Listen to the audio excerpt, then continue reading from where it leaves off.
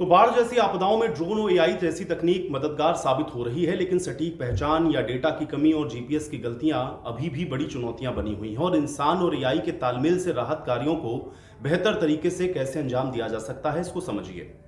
अब बाढ़ जैसी आपदा के बाद लापता लोगों को ढूंढने के लिए ड्रोन और आर्टिफिशियल इंटेलिजेंस यानी कि एआई का इस्तेमाल इस समय तेजी के साथ बढ़ रहा है। ये तकनीकें भले ही इंसान के मुकाबले तेजी से काम करती हैं, लेकिन अभी भी कई चुनौतियां हैं। इस वजह से ये पूरी तरह से भरोसेमंद नहीं है। विशेषज्ञों का यह कहना है कि एआई और इंसान के तालमेल से ही बाढ़ पीड़ितों को खोजने में बेहतर नतीजे मिल सकते हैं। तो आज हम आपको बताते हैं कि ड्रोन और एआई आपदा के समय कितने कारगर साबित हो सकते हैं और वो कौन कौन सी चुनौतियां हैं जिनका फिलहाल हम अभी सामना कर रहे हैं। तो इसको समझिए। सबसे पहले क्या है ड्रोन और एआई की ताकत। अब ड्रोन ऊंचाई से तस्वीर खींचने और आपदा प्रभावित इलाकों का जायजा ले सकता है, और 20 मिनट की छोटी सी उड़ान में भी एक ड्रोन आराम से 800 से ज्यादा हाई रेजोल्यूशन तस्वीरें ले सकता है। अगर इस तरह की 10 उड़ान हो तो आराम से 8000 से ज्यादा तस्वीरें ली जा सकती हैं। इंसान के लिए इन तस्वीरों को देखने में घंटों लग सकते हैं। अब उदाहरण के लिए, अगर हर तस्वीर को देखने में 10 सेकंड का भी समय लगा तो सारी तस्वीरों को देखने के लिए तकरीबन 22 घंटे का वक्त आपको चाहिए है। अब इतनी सारी तस्वीरों को बगैर गलती किए लगातार देखना ये इंसान के लिए मुश्किल है, और यही एआई की एक अहम भूमिका हो जाती है। एआई का क्लासिफायर सिस्टम 1 सेकंड से भी कम समय में तस्वीरों को स्कैन कर देता है। यह उन तस्वीरों को प्राथमिकता देता है जिसमें पीड़ितों के होने के संकेत मिलते हैं, जैसे कि कचरा, बैग या मानवीय गतिविधियों के निशान। इसके बाद ये तस्वीरें सर्च एंड रेस्क्यू टीम को भेजी जाती हैं, जो कि जीपीएस लोकेशन की मदद से उस जगह की जांच कर सकते हैं।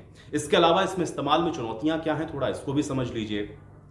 हालांकि एआई तेजी से काम करता है, लेकिन यह अभी भी पूरी तरह से सटीक नहीं है। कई बार यह गलत संकेत भी दे देता है, जिससे सर्च टीम को गलत जगहों पर जाना पड़ जाता है। अब बाढ़ पीड़ितों को खोजने में 3 बड़ी चुनौतियां होती हैं, ये आपको बताता हूं। सबसे पहली, पीड़ितों की पहचान बड़ी मुश्किल होती है। बाढ़ में लोग अक्सर मलबे में फंसे या पानी में डूबे या कीचड़ से ढके हुए होते हैं। सामान्य अपराधी या भगोड़े की तुलना में उनकी तस्वीरें थोड़ी अलग तौर से होती हैं, जिससे एआई के लिए इनको पहचान पाना थोड़ा मुश्किल हो जाता है। दूसरा है कि ट्रेनिंग डेटा की जो कमी है। एआई को कुछ भी सिखाने के लिए एक डेटा की आवश्यकता होती है, लेकिन बाढ़ पीड़ितों की हवाई तस्वीरों का पर्याप्त डेटा सेट अभी उपलब्ध नहीं है। इससे एआई की जो सटीकता है वो थोड़ी सी कम हो जाती है। फिर जीपीएस की भी गलती है। ड्रोन की तस्वीरें अक्सर तिरछी होती हैं, ना कि सीधे ऊपर से। अब जीपीएस लोकेशन सटीक नहीं होती है और सर्च टीम को सही जगह पहुंचने में कई बार काफी दिक्कतों का सामना करना पड़ता है। अब एआई और इंसानों का जो तालमेल है वो क्यों जरूरी है, समझिए। जो रिसर्चर्स हैं वो ये कहते हैं कि एआई और इंसानों को मिलकर का अगर काम करें तो इसके बेहतर नतीजे आ सकते हैं। जैसे बाढ़ में लोग अक्सर मलबे या पेड़ पौधों के बीच फंसे होते हैं। एआई ऐसे मलबे को ढूंढ सकता है जहां पर पीड़ित होने की संभावनाएं ज्यादा है। उदाहरण के लिए, ये आर्टिफिशियल रंग सीधी रेखा या 90 डिग्री के कोने वाले मलबे को पहचान सकता है, जिसमें ऐसा इशारा मिल सकता है कि ये चीजें इंसानों के द्वारा बनाई गई हो सकती हैं। इसके बाद सर्च एंड रेस्क्यू की टीम इन जगहों को प्राथमिकता दे सकती है। शुरुआती कुछ घंटों में जब जिंदा बचे लोगों को बचाने का मौका होता है, तब यह तरीका बेहद कारगर साबित हो सकता है।